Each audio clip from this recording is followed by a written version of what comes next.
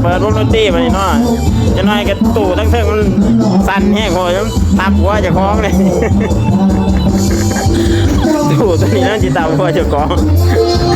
จะตามหัวจะคล้องแล้วตู่ตัวนี้เอาตู่มันโยกใส่กัน2 อันเลยมันนะไอ้ตัวนี้มันทับหัวนี่เนาะจะคล้องวงดนตรีเพิ่นมาแต่สวนมันก็2 ก็มือเนาะ2 มองก็มือโอ้สุดยอดมีวงดนตรีติดต่อผมมาเนาะเพิ่นฮับห้องเพลงเนาะเมา1ก็เอาว่าไปได้ห้องไปมันกูเพลงสติเพื่อชีวิตจังหวะลำวงสนัดกะ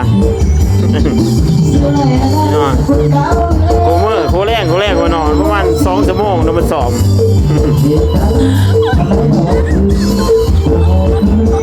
เครื่องเสียงไปกับห้องไปน้ำปั๊บไปน้ำบุญตาลมันเอาแล้วโดนจน